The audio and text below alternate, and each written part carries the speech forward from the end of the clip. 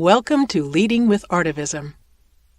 Leading with Artivism is a live monthly interview series created and curated by Poet Gold in collaboration with Arts Mid-Hudson, featuring a diverse mix of artivists, artist activists who have taken up the charge through their art to highlight social issues.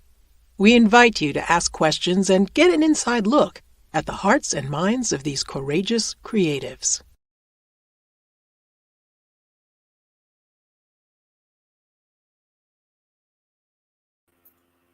Welcome, everybody, to Leading with Artivism. Our guest tonight is Stephanie J.T. Russell. I want to tell you a little bit about her. She's a prolific poet, interdisciplinary artist, and cultural worker. Most recent creative nonfiction book is One Flash of Lightning, a poetic treatment of the Samurai Code. Her work has been featured in books and journals such as Xavier Review, The Winter Anthology, Sequestrum, Lightwood, and at noted venues including the Museum, the Griffin Museum of Photography, the Albright Knox, Bowery Poetry Club, and the Berkeley Museum. She's been a visiting artist at the New York University, the West Africa Network for Peace Building, and other institutions. Russell received the overall winner award from the 2022 World Poetry Festival in the UK. A trustee at the Emil Brunel Studio and Sculpture Park in, I'm going to, might mess this up a little, Boyceville. Yeah, That's correct. Russell is founder of Air Brunel BIPOC Fellowship Residency, and as Dutchess County Poet Laureate 2023, she is curating an intercultural laureate series, Stream of Life, featuring poetry and art from the communities throughout the Hudson Valley. Welcome. Hi, Gold. How are you for having me here. Oh no, it's a pleasure to have you here. So why don't we dive into it, because I know that you are a multidisciplinary artist. Do you have an artistic preference where you lean into one art more than the other? Not really. I go through cycles where the visual and literary components of my work intersect, and at times they stand alone. I came up also through the theater and did a lot of solo performance work, as well as belonged to a wonderful theater company called Momo and Protean Forms Collective in New York City. So it really has to do with where I'm at. Gotcha. And what's in front of me in the world and what I'm responding to in life. Gotcha. And you spent some time out in California as well, but am I correct? Where are you originally from? I'm a native New Yorker. Born in Syracuse and raised in New York City. And I love New York City very much, but I've always had a very strong pull to the Hudson Valley.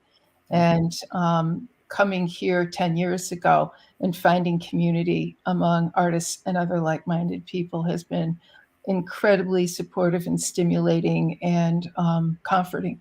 Mm-hmm. It's interesting how we met upon your arrival. Yeah, like I don't know, a week after I got here, meeting you at the old Dutchess County Arts Council office right across the street from where I live, at the CUNY in Hackett. And there you walked in and I said, I'm going to know this lady. Yeah. And vice versa. So why don't we begin to explore your work, and you can describe what possibly led you to creating some of the pieces, whether it's visual art, whether it's poetic pieces. What does it speak to? How does it speak to you? And what do you hope the viewer gets out of it? So I believe the first piece is going to be The Zen of Small Things, your book. Yes. This is one of 9 creative nonfiction books that were commissioned by Andrews McMeel between the late 90s and 2006. This book is a single running poem, which has since been expanded and changed. And it's a combination of a single running poem and images like this footprint, a baby's footprint in the sand, a jazz horn laying in a spotlight in the dark. A lot of it has to do with shadow. And I learned a lot in my Japanese studies about the relationship to shadow in Japanese aesthetics and consciousness. So the book is, as I said, a single running poem, and it brings us into a kind of a trance state of observing ourselves within any small given space that is something you might not notice if you were not paying attention. So it's essentially a call to attention. Right. And it's done with very spare language. And I really like this little book. I was very pleased when I was invited to write it. Well, I need to get a copy of that one at some point. You shall You have know, it. Yeah. let's talk about One Flash of Lightning. I believe that's the next. Okay. Well, this is the first what's called a trade book that Anders McNeil commissioned for me. The publisher is a longtime colleague and friend of mine, and knew about my longtime connection and studies in Japanese culture, and asked me if I knew anything about the samurai code one afternoon. And I said, Armand, here's a quote for you. So, he said, I don't know what to propose that you do with this, but I'd like you to give it a thought and write me a proposal. So I did. I went through each of the samurai code couplets. There are numerous couplets in the samurai code. And I went through each one of them, and I allowed the kind of strange abstracted language to bring me into a place of communicating an idea of humanity. I have no eyes. My eyes are a flash of lightning. This is one of the early couplets in the code, and it's clearly the couplet from which I took the title. Right. And so it's about, for me, I interpreted it as a kind of interior visionary state that is filled with purpose and the capacity to act. My eyes are a flash of lightning.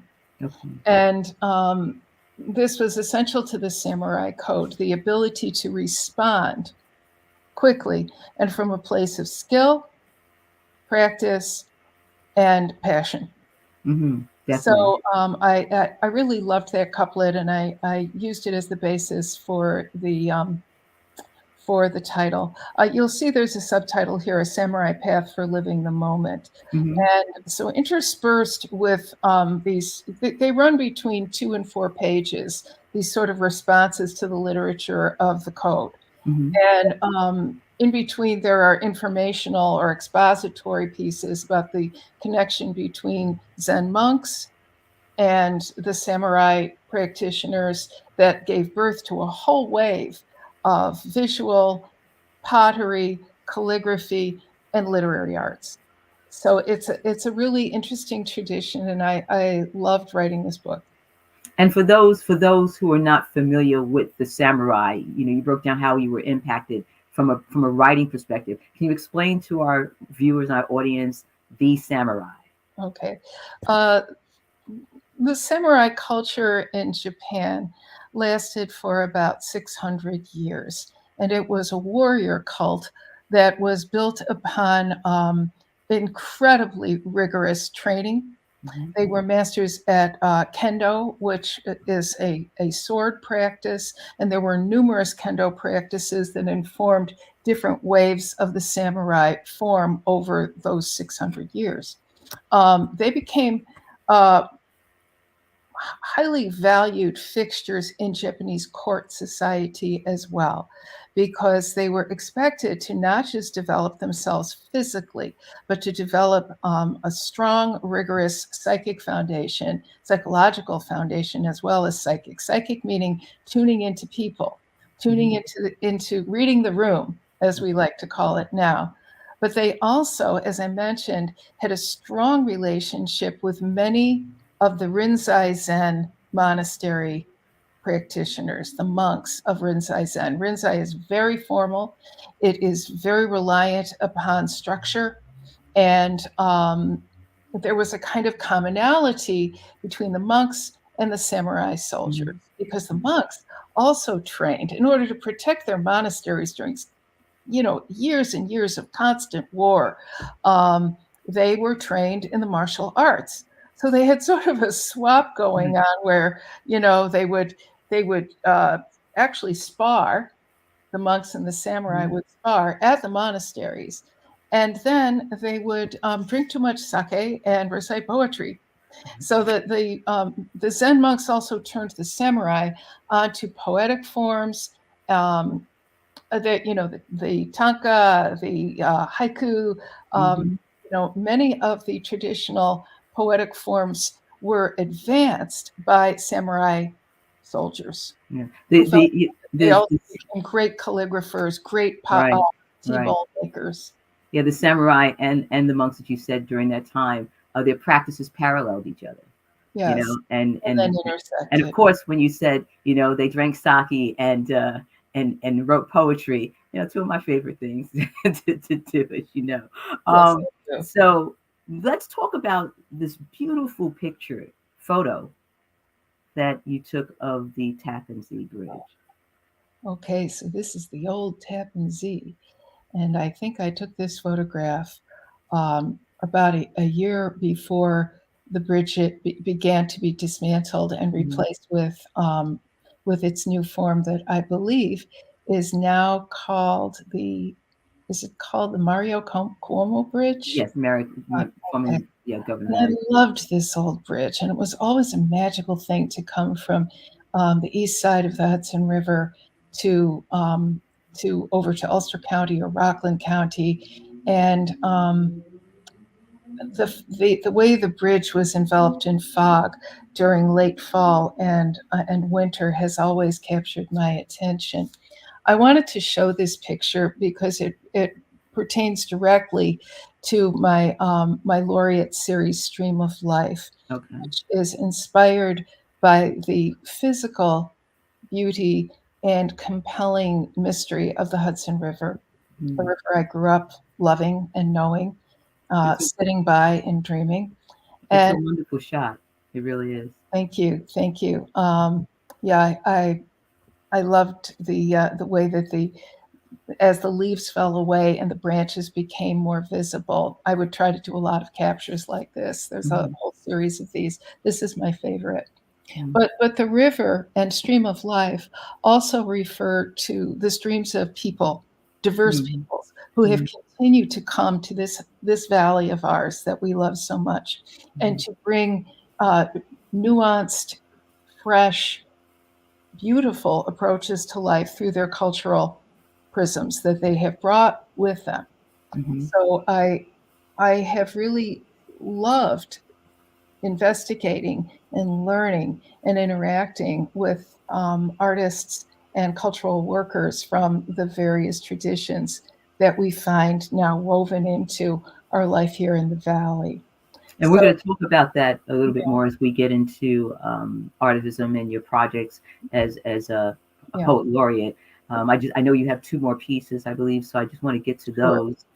New World, Rising, Falling, I believe it's called. Is that correct? Yes. Yes. So this is a photograph of a little baby girl in a diaper that I took just after a rainfall at a festival where I had been an educator with young people at Lincoln Center Plaza. So what you're seeing in the background on the right side of the photograph is the main hall, and on the left you're seeing the Merkin Hall. That's part of Lincoln Center complex. The longer you look at this, the stranger it appears, and then you get, oh, it's upside down. There was something very powerful for me when I got the prints back from the film processor in New York City, and I saw this child wandering toward the seats that you see intersecting underneath. Those are all chairs that were set up for performances in the plaza. Well, I flipped it upside down and I said, whoa. And everything changed for me. I saw something that I had been feeling for a long time about the tremendous uncertainties that continue to escalate, faced by children who aren't even born yet in this late stage capitalism environment. And there's a kind of darkness and lightness that meet in the reflection of the child walking into this kind of washed out silvery light.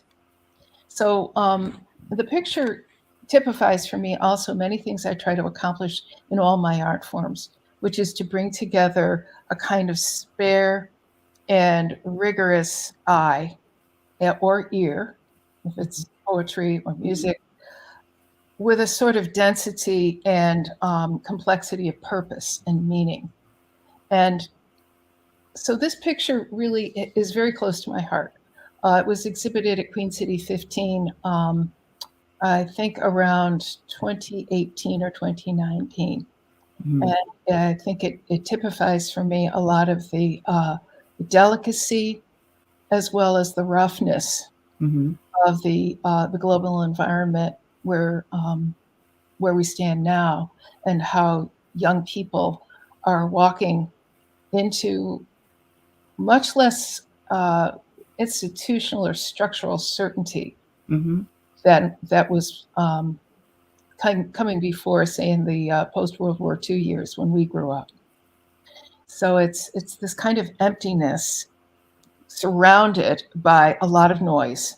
Yes, and you know what's interesting is that for me, when I looked at this photo, I didn't initially see the chairs, right? That sort of like that bottom part looks like a web to me. Yes. You know, and the child is sort of like walking with the energy of a child through the web in order to pave a different path. And so interesting. You know, thank you. Let's talk about, you have a triptych coming up, right? Yes. I think that's okay. Yes. This is a 10 by 10 foot triptych. Each panel is 3 feet wide by 10 feet long, and they're spaced 6 inches apart from each other. This is from a series called Glass Book, and it's a series I've been working on for a number of years. I feel it's also an important piece of the long-term arc that intersects my visual sensibility with my literary direction. Again, I'm looking to create a kind of spare, it's almost deceptively spare environment. The photographs, actually, the photographic content is 7 feet long, 7.5 feet long. And then the panels at the bottom that you see that are so different from each other are hand painted and gilded also. So there's gold leaf, copper leaf, silver leaf, and then they are painted with hand ground tempera. This particular series has a great deal to do with where I come from in my spiritual practice and what the kind of intention that I try to project into everything I do when it comes to a public experience. And it relates very much to the kind of experience I try to project when I'm performing as well. And that is this sort of silence and core femininity at the center, and a very interior. You see her eyes are cast down. She's a female version of Bodhidharma, who is an important figure in Buddhism. And this is a feminized principle in visual form. On the left, you see a male nude. It's almost as if you're looking down into a crypt. And this relates also to various aspects of my non-binary persona, you know, the part of me that is masculine and yet very vulnerable. And on the right is, this is actually netting with which I would wrap my figures when I would photograph them in the studio. And it's a close-up. These are all, by the way, hand-worked. These go through a number of stages. They begin with a photograph, medium format. They're printed on the kind of material they use for X-rays. And then I use fine tools to remove a lot of the photographic emulsion and create more movement and light. And then they go through a final printing stage on various materials. Wonderful. So I feel that this image best represents where I am now, and where the longest term of my investigations as an artist have taken me very much to the interior, but with a strong presence of awakening. And that's really what the work is about for me. And empathy is woven into it as well. Yes. Let's talk about this final piece that you have coming up. This is also from the same series. This is called Prayer. And the series, again, is called Glass Book. The title of the series has a lot to do with the principle of light and the passage of light through time, space, and our experience of what we see and feel throughout the day and throughout our lives. So I did a number of these images that bring us to a very private moment. With this, I wanted you to feel almost as if you were walking in on someone in meditation. There's something I want to grab to show you here. Yeah, here we go. Okay, so this figure, just as the female Bodhidharma in the triptych in the center, the prayer image comes from this. This is the Weeping Buddha. Okay. And I'm trying, because I'm a little backwards here, I'm trying to reverse. Yes. Oh, this is hilarious. Okay. All right, here we go. There's the Weeping Buddha. And this is something that you see very much in Balinese and Indonesian art.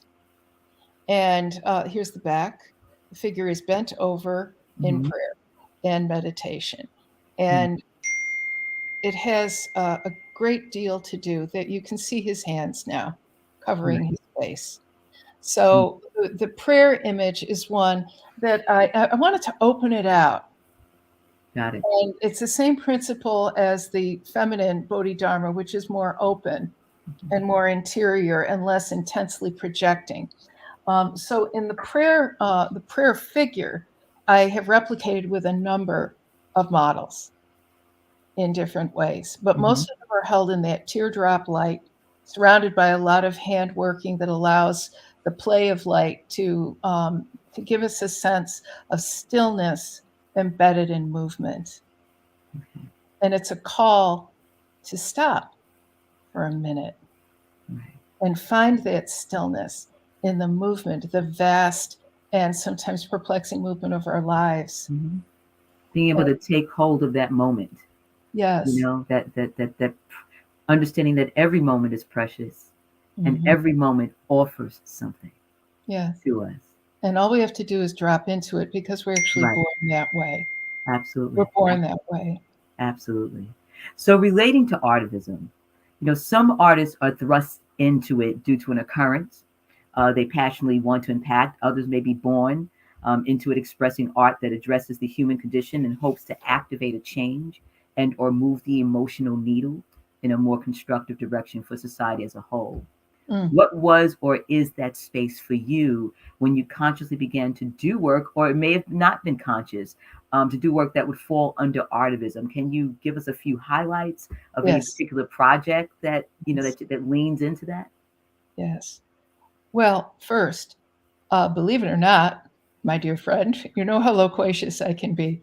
There was a long period of my life between, I would say, about age 20 and 24 when I became consumed with shyness. I was part of a very close circle of friends from art school with whom we ended up living together, sharing houses and studios. Those were my safety points. I was going through something that I've never tried to analyze, but I was also, and had been since I was in my teens, very politically passionate. And engaging with other artists who were using particularly performance art to make a point, to bring people together, to merge the passion and focus of the artists interior life with the externalization of what needed to be said and done in a moment. Mm-hmm. So that ended up happening in a lot of ways. It ended up happening with the Living Theater's offshoot, the Living Forum, and I participated in a number of street theater pieces that were actually para-theater. They were more para-theater, much of it walking through the streets and doing tableaux vivants around war, around nuclear technology and culture. You name it, we did it. I have to say that being in that zone of political performance work, and I did a lot of street theater also with the companies in which I was involved, brought me out. It gave me tremendous courage because of the enmeshing in community. Later in life, I ended up doing things that were very very much driven by my concern over young people, and having grown up as an urban kid and having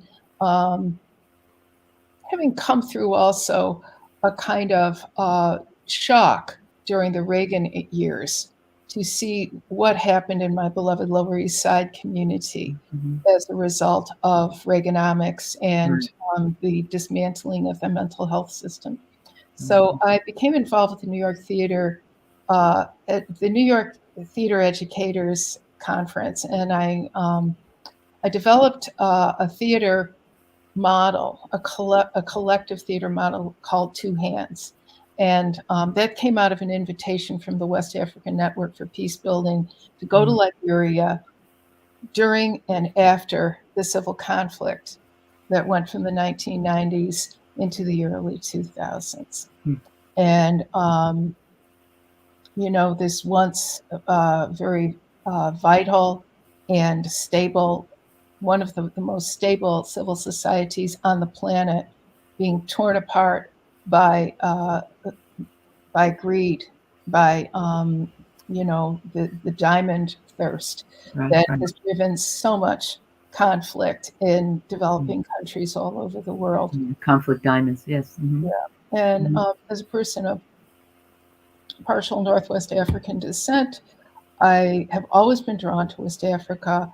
I've also worked in Central Africa and South Africa, but it's the sub-region of West Africa that I just, it's just in me. It's part of me. It's in my DNA. So going to Liberia and Sierra Leone, later Sierra Leone, it was a no-brainer. I came up with the project, and it was, I would have to say, the richest experience I had as an artivist, because what was brought to the table by the students. First, I was working with high school students who had had their education put off for 4 years. And I remember one of my kids, Tom Mulba, really brilliant young man, tall and slender and very vital. And I remember him saying, "Here I am on the verge of starting college when I should be finishing my baccalaureate and going on to my master's." So I was very moved by the profound dedication that these kids had for their own development, and it was across the boards. Everybody was passionate about learning. They were passionate about self-expression. They come down from centuries of some of the greatest self-expressive forms ever to touch the earth that ended up on this side of the Atlantic, right? So here you are, currently the 2023 Dutchess County Poet Laureate. What projects, if any, are you looking to forge and highlight the poetic voice in the Valley? I know you have the Stream of Life. Stream of Life, which it entails 6 separate bodies of work by folks of Chinese descent, Eastern European descent, Black diaspora, Indigenous diaspora, Eastern European, and also, of course, our Latino communities, particularly Oaxacan indigenous. Mm-hmm. We have you probably know this, that we have the highest number Yes. of Oaxacan folks outside Oaxaca. Right here in Poughkeepsie. Right in Poughkeepsie. And so we've got some, what I have been doing is curating curators from these distinct communities. Mm-hmm. And as a multidisciplinarian, I've always been interested in the conversation between the arts and between poetry and art forms. I mean, this goes back centuries to the Japanese and Chinese courts. This goes, the folks in South Africa and the multidisciplinary jazz clubs have been doing this forever. It's part of the lineage of Black culture throughout its diaspora. It's everywhere. And so I wanted to, it's a legacy piece for me. I'm almost 70 years old. I want to say thank you to these communities and to the Hudson Valley for having made a place where myself and my husband can have a life that is so rich. And it is so rich because there are so many people from diverse backgrounds who are drawn here, who come here. They bring their cultural heritage, they bring their sensibilities, they bring the nuances of the way they look at life and see the world. Additionally, and I've talked to you about this, I'm going to put together in the spring a Laureates Past and Present project with 2 different segments of laureates from the Hudson Valley who are current and also, like yourself, have paved the way in this fairly new laureate culture we have here. And that would be involving like a panel and some brief readings, and to bring people together around the idea of how poetry can actually create a sort of soft landing for ideas that can feel unsafe. Right. I feel it's very important for young people. Absolutely. That a safe landing doesn't necessarily mean you're going to feel good or you're going to be protected, but that you have a means of bringing yourself into the conversation. Right. Absolutely. And also hearing the listening piece of poetry. And, you have really raised the bar so much for all poetry reading culture in our area. And I really have wanted to say that publicly for a long time. And, so this thing of, there was a club you would have loved in the Bay Area up in oh God, was it both? I'm trying to remember. It's north of San Francisco. And I read there a lot in this little town. It'll come to me. But the club was called Listen and Be Heard. That doesn't say it all. What does? Right. Absolutely. Absolutely. I did a workshop just coming off with migrant farmers' children's. And I created a new workshop called Speak. And it was about them writing, but it was really understanding how to vocalize their voice and how to be safe in doing that, and understanding that sometimes you're going to get pushed back. Yeah. But you still want to be able to say it. It goes back to that. It's not what you say, but how you say it. And poetry sometimes is the best way to present it. And so, so we talked about that. How can people learn more about what you do and who you are? Website. Let's share that. I finally did a website. You did. All you artists out there, Folio link, one word, FOLIO link. Do it. It's designed by artists you can actually work and talk with and be helped by a real human being, sometimes the same one. So it's www.stephaniejtrussell.com. Wonderful. And if you go to the Arts Mid-Hudson laureate page that I currently occupy, you'll see it there along with my my Instagram handle. I since building the website and having the laureate page, I'm not really doing as much with the Instagram. So go to the website, you'll see a little bit of art. I still have to bring more into it, but there are a number of published poems on the website.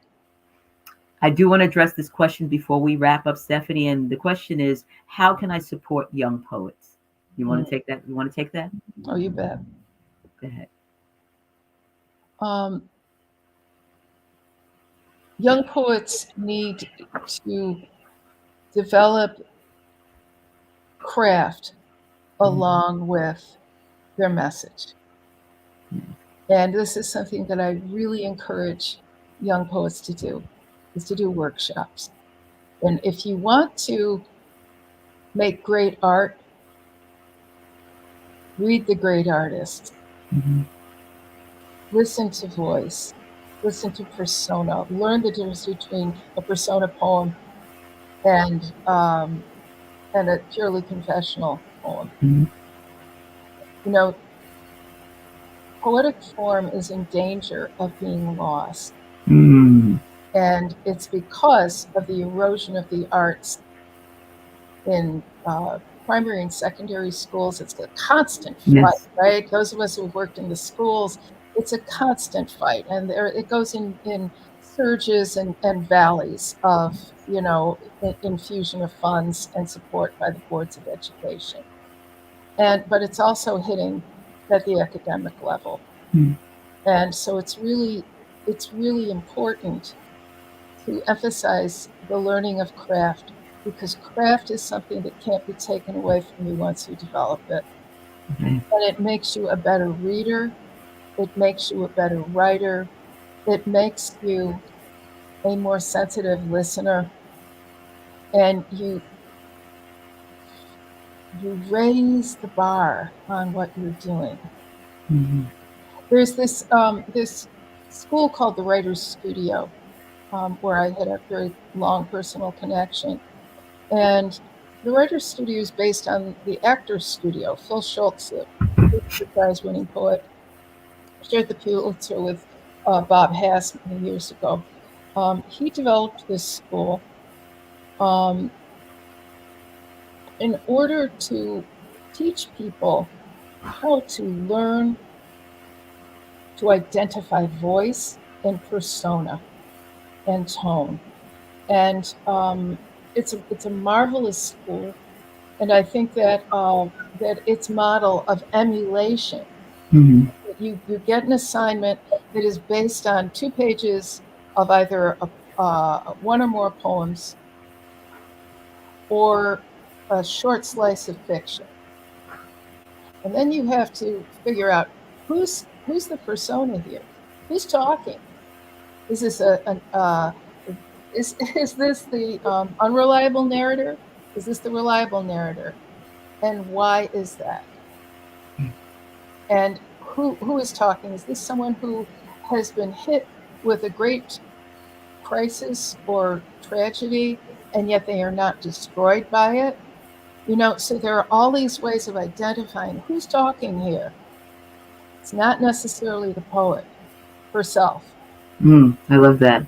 It's the persona that just like the actor can't go out and just, successful and great actors, really great actors, don't go on stage or go in front of the camera and present themselves unless they're doing a solo work. But even then, John Leguizamo has a stage persona. Right, absolutely. John Leguizamo off stage. Absolutely. And when I was doing more I used to internalize, because I did so much theater, I internalized all my language, and I used to speak without reading when I would do a poetry event. And I learned so much by internalizing my voice. And I think that's what's great about the spoken word movement and the historicity that it builds on over, centuries of African-based forms. But this goes back to young people, and this goes back to supporting young people. Young people need to learn craft in order to engage in critique, in order to receive critique, and not protect their work from hearing, listening, and responding to, where are you coming from with this? Right. Where are you bringing us? What's your intention? These are all unasked questions many times. Right. They need to know, and they need to hear it inside their own heads. And the other thing is to get off your shoulder the dirty bird, and I'm cleaning up the language. But that's what Phil Schultz used to call the bird that sits on every artist's shoulder and whispers in it, says, "You lousy, you're no good, you don't deserve anything," And so you have to show the dirty bird, who's boss. Right, absolutely, absolutely. I have to bring this to a close. I could be speaking to you all night. We're due for another Akari evening. Yes, we are due for another. Thanks so much, and I was kind of having to find myself with this last bit, but thanks for asking the question. No, and I'm not sure who the question came from, but thank you so much once again, Stephanie. Thank you for being with us, for leading with Artivism. I look forward to collaborating with you. You're just fantastic, and so let's just build. Let's build. Thank you to our backstage manager Christian and the team at Arts Mid-Hudson. Next month, I hope you tune in on September 28th, where we will probably have Drew Energy, the executive director and founder of the Center for Creative Education, CCE. So I thank everybody for supporting Leading with Artivism, for coming and visiting once a month, and I'll see you next month. Thank you so much. I'm your host, Poet Gold. Good night. Good night, darling.